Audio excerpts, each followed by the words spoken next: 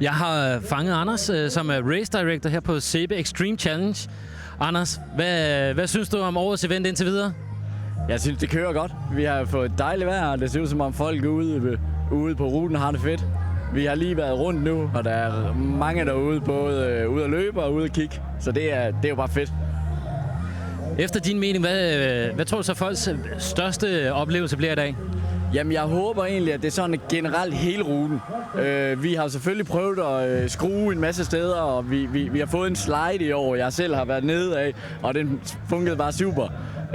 Og vi har fået nogle lidt større vægge, og ja, altså, men hele pakken er vokset, både herinde og rundt på ruten. Så den samlede pakke håber jeg. Hvor mange mennesker er egentlig med til at skabe Extreme Challenge? Ja, man kan sige, at vores lille arrangørgruppe sidder vi en 4-5 mand. Men i dag er vi jo 40 plus, så det er jo fedt, altså ja. Hvor mange timer tror du har brugt på at skabe Extreme Challenge i den forgangne uge her? Mange. Plus 60. Ja. Skal du selv ud og løbe i dag? Jeg var jo ude med dig i går, Claus. Det var jo en fed tur. Vi var både ude at svømme og prøvede alle mudderhuller, og det var fedt. Hvem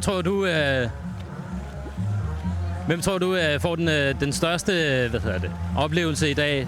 CB Extreme Challenge eller løberne? Det gør det med om, håber jeg. Det håber jeg. Super, mange tak. Og her har vi lidt optagelser fra tidligere, i hvert fald nogle piger. Og der har vi de her 3 unge gutter, som Claus interviewede, da de kom ind. Og havde jo haft en ekstrem god tur. Havde virkelig nydt det derude. Svømmeturen har været helt fantastisk. Og ja, og smil på læben, man er kommet i mål. Og her er der nogen, der først er på vej ud, som nogen vil kalde to hell. Sammen vil man nok føle det, og man vil nok have den oplevelse nogle gange, når man er ude på ruten, Claus, at hvad er det, jeg har meldt mig til? Ja, den fornemmelse eller den tanke kan man godt få en gang imellem, især hvis det er ens første løb, men det er sjovt at ballade, og husk, vi er her for det skal være sjovt. Og der har vi jo folk på en af de første foreninger, Beach Crawl. Ja, det er godt ned på navlen, og så ellers få kravle under pigtråden. Men man skal lige passe på med at blive kradset lidt på ryggen. Det er altså rigtig pigtråd, og den kan man godt mærke. Og det var ikke Superman, der løb der, men det var Superwoman. Det var sådan en Superwoman. Ja. Vi ser også en del Supermænd og Spiderman og andre superhelte en gang imellem. Dem er der mange af. Og så er vi tilbage ude i With the Swim. Der er nogen, der har hygget sig ude i søen herude. Og godt humør og thumbs up. Jeg skal lige huske, at mine holdkammerater med. Husk at få holdet med. De er vigtige. De skal hjælpe dig lige om lidt nemlig, hvor du skal op over høballerne. Og man kan se, at alle svømmerne har fået tangen mere eller mindre af vejen. De har et par souvenirs med op af vandet, og det er jo også en af de sjove ting ved de her løb, at det kan ses, at man er både at lave noget, og der er stadigvæk overskud, selvom vandet er koldt. Sådan. Fantastisk at se de glade smil, der er, selvom man presser sin krop til det yderste. Ja.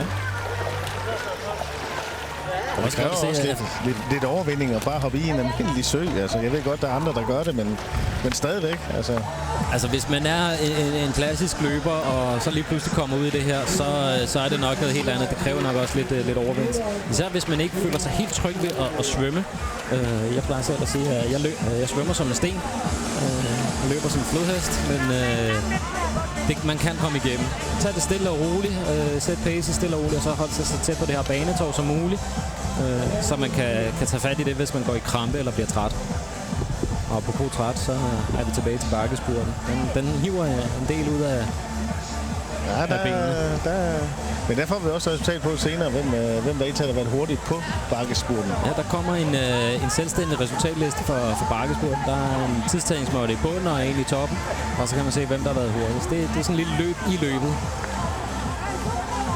Ja, der er lidt souvenirs, kan vi se fra søen. Ja. Og jeg skal jo også sige, nu snakker vi om deltagerantallet, og der er maks deltagerantal på. Der må man jo bare sige, at det er også fordi, man tager hensyn til naturen, og der har man haft nogle biologer, hvad ved jeg, med indover, som har sagt, at det her det er det, som man kan sige, det er okay. Og derfor så vil maks deltagerantallet her, som det ser ud nu, være 1.500 deltagere. Og det er jo for ikke at ødelægge det, som vi holder rigtig meget af, nemlig naturen. Men Claus, inden reklamepausen, der snakker vi lidt omkring det her med sko, og du siger til mig, så fik vi lige skodiskussionen. Ja, og det er jo sådan, og det er jo religion. Sådan er det jo mange sportsgrene.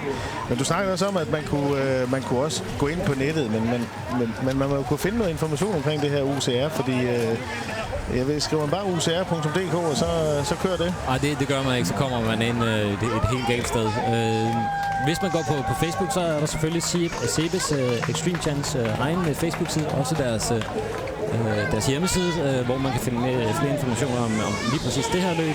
Men hvis man er helt ny og vil have en masse nye informationer omkring den her fantastiske verden, så vil jeg da godt slå et lille slag for en Facebook-side, jeg selv har startet, der hedder Danish Obstacle Course Racers, altså danske forhindringsbaneløbere, hvor vi deler en masse viden, og det er en Facebook-side, der sidste år blev udviklet, eller tog skridtet videre og blev til en rigtig forening for forhindringsløbere i Danmark, og også på internationalt niveau.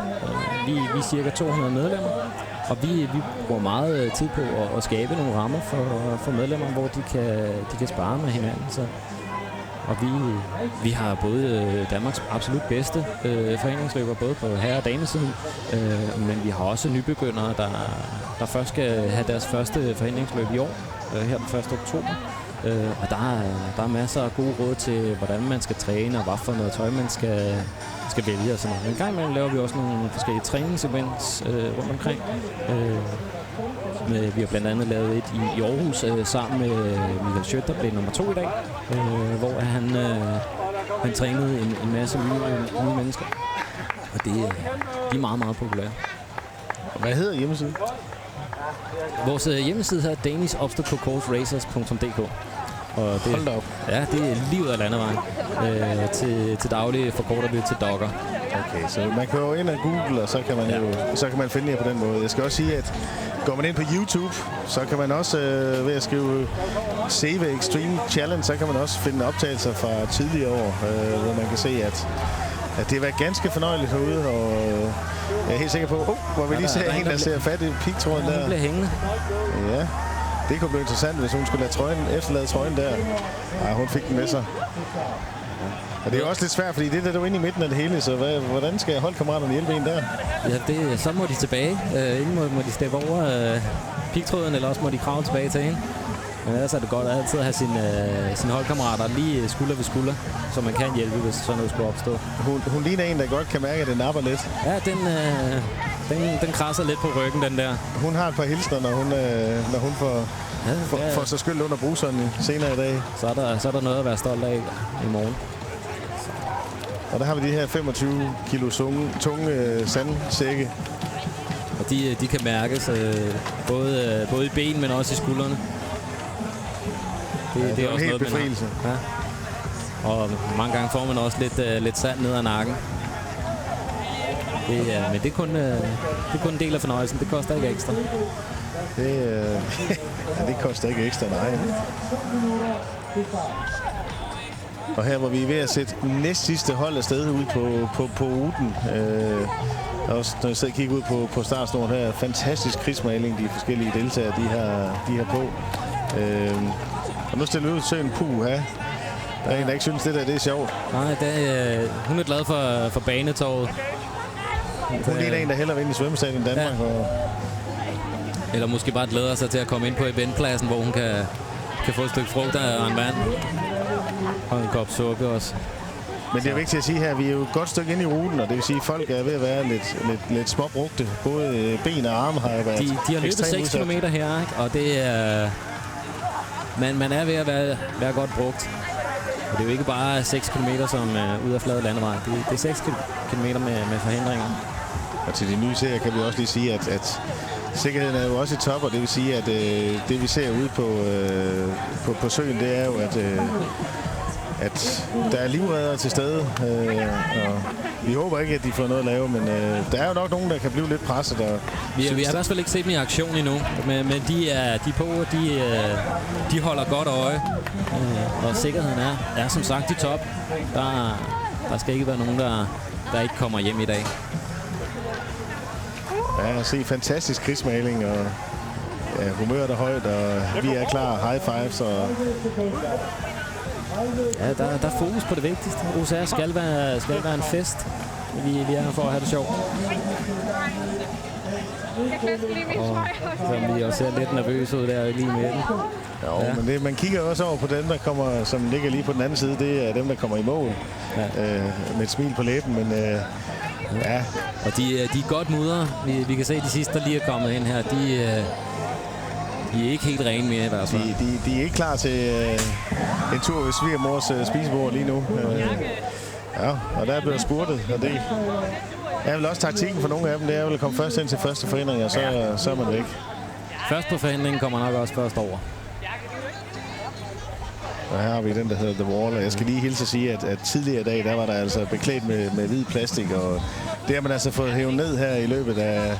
Ja, den var lidt glat nok, og så har man sat en ekstra tværbjælke op som en ekstra trin, og det kan vi se, det er der nok nogen, der er glade for lige nu. Der er 2,40 meter til toppen der, og den er skråtstillet med en lille vinkel på. Ja, så det er godt med fart, små skridt, og så er der opad, så flyver man næsten over. Og igen at se, det er godt at se, at deltagerne de hjælper hinanden, og det er det, som du siger, det er jo en af de store ting her i den her sport. Det gælder ikke om bare at komme først, det gælder om at være med, og det gælder om at hjælpe hinanden og have en god dag. Og så må vi se, der er en, der har fart på. Ja, han er travlt under beachball her. Sådan. Der er jo fuld gas, det er dejligt at se. Og fuld krigsmaling. Ja. Og når de nu har overstået beachball her, så skal de ud over den første lille væg. Den er cirka 1,60 høj. Som alternativ til den, så er der to rør, man kan springe over. Det er et lavt løbespring, så er vi over der. Og der kunne vi endnu se en af deltagerne, der havde et af kameraerne på hovedet, som du fortalte, at Sony havde stillet til rådighed, så man kan få filmet hele den rute, man er igennem. Ja, og få minderne med hjem, og det er også noget af det, der er vigtigt for OCR, det er at have nogle minder. Det er meget, meget vigtigt for OCR-løbere. Vi er her for at have det sjovt, men også for at få skabt nogle minder. Og det er altid sjovt at fortælle svigerfamilier om, hvad man har været udsat for, og hvad man har gjort. Man får i hvert fald lidt opmærksomhed til de næste familiemiddag. Og der har vi lidt slow-billeder, hvor vi kan se, at han også har kameraet påmonteret på hovedet. Yes. Sådan en action-kamera. Det er en fantastisk ting. Så er vi tilbage i søen her. Og der er simpelthen en rygkrogle nede bagerst. Det kan være en fordel at skifte mellem de forskellige stilarter, så man ikke syrer til ved at bare svømme brystsvømning, men også skifter lidt om, som vi ser her, ved at tage en rygkrogle eller måske en ganske almindelig krogle. Det virker bare ikke, som om vi rigtig kommer fremad der. Så. Nej. Men man skal huske på, at der bliver ikke givet stilpoint i OCR. Det handler kun om at komme fremad. Hvordan du så gør det betyder knap så meget. Ja, fordi når man siger 80-90 meter svømning, det er walk in the park, men som du sagde så før, man har løbet en 5-6 kilometer her, og er syret godt til i benene, og her kan I jo se livredderne, de står og hygger sig. Og de er tørre endnu, så de har ikke været i vandet. Det er et godt tegn. Hvis man nu ikke er så vild med at svømme, så er der også en strafrunde på 400 meter, hvor man lige tager en 25 liters dunk i hver hånd, og så lunder man en tur og lufter dem som alternativ. Men altså Claus, vi kunne jo også tage det ud og tage svømmeturen. Ja, du siger til, jeg er altid frisk. Men så er jeg bare bange for, at der ryger nogle livredder i vandet. For dig eller for mig? Nej, men altså, vi kan jo komme til at skubbe. Det ville da være surt, hvis de skulle komme tørskoet hjem. Ja, de skal også have noget fornøjelse. Og vi kan se der igen, at vi er blevet lined op over på startsnoren. Og igen, altså, krigsmaling er i hvert fald et hit i dag, kan jeg sige.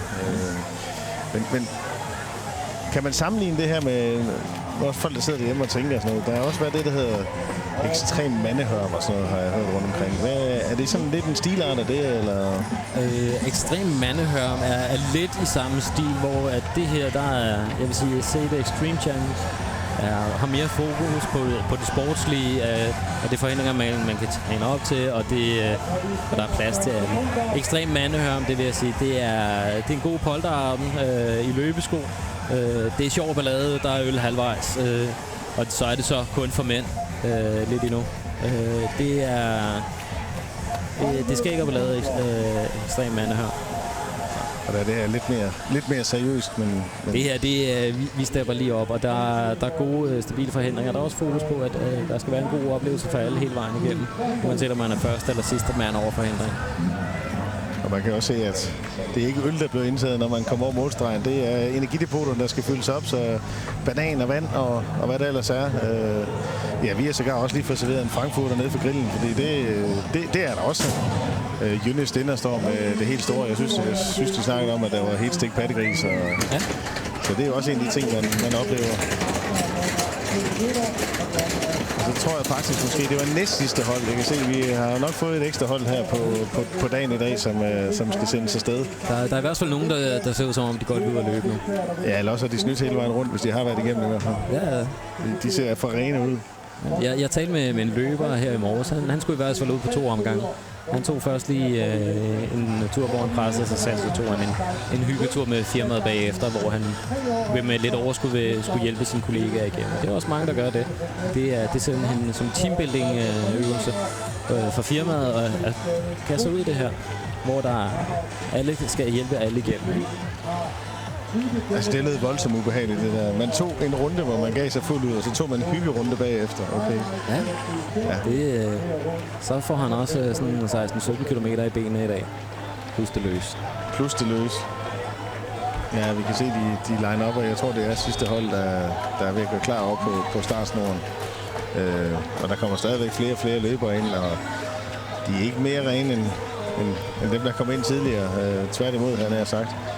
En af de sidste udfordringer, det er The Cage, hvor de skal ned og ligge på ryggen i vand, og så kun lige hovedet op over vandet. Over dem er der et gitter, og så skal de ellers trække sig igennem der. Og jeg tror, det vand er ved at være godt mudret efterhånden.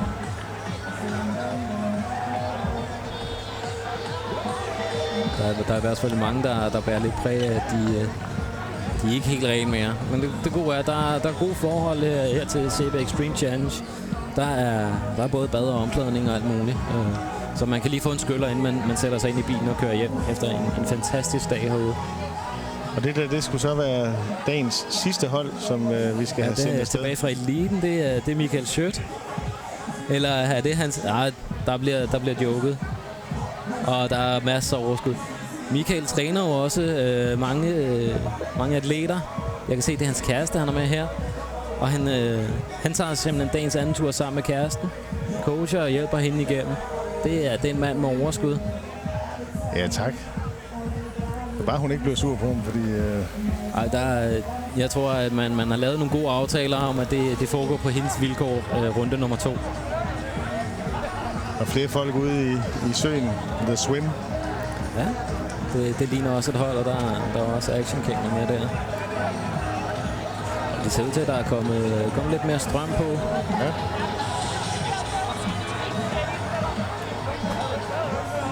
Og vi har flere løbere ude fra ruten her. Og hvad er det for en forhindring, de kommer hen til nu? Er det bakkespurten, eller? Nej, jeg tror, det er tilbage fra Beach Crawl. Nu er de i hvert fald op ad bakken her. Jeg kan se, at vi lige har fået Team Mudboys i mål. Team Mudboys, som samler ind til velgørenhed. Nikolaj her har startet Team Mudboys. Han har type 1 diabetes. Okay. Og også et strålende eksempel på, at UCR er for alle. Så men lad os da prøve at høre, hvad han har at sige til det, Claus. Jeg prøver at fange med. Jeg ser på skærmen her, der finder man faktisk også meget en anden mand. Multimanden Thomsen her til venstre med Supermans t-shirt, der har ført hold igennem. Også en mand, der er meget forbillede. Jeg kan se, at de har en fest. Men han har kæmpet sig ud af et misbrug og virkelig et forbillede for alle og fundet en stor passion i sporten. Og jeg kan se, at det må være nogle venner eller noget, han har... Ja, de er et helt hold i hvert fald afsted. De er et helt hold i de samme. Og her har vi sliden helt til Mountain. Ja, CrossFit. Ja. Også masser af overskud.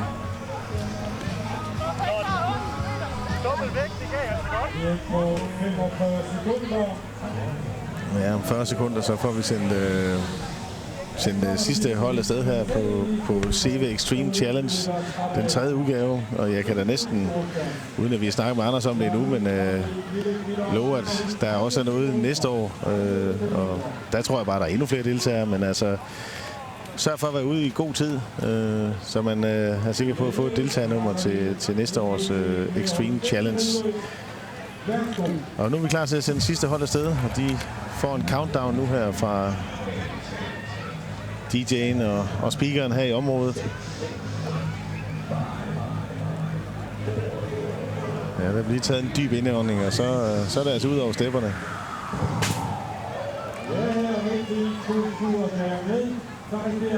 Ja, jeg kan se, at vi får faktisk endnu et opsamlingsheat af løbere, der skal afsted, så vi kører på lidt endnu. Og imens så er Claus ved at have indfanget nogle af de her deltagere, vi snakkede om for et øjeblik siden.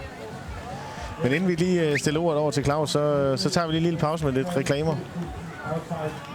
CEBE Extreme Challenge arrangeres af Sport og Event Park Esbjerg og Energimetropol Esbjerg i samarbejde med vores sponsorer.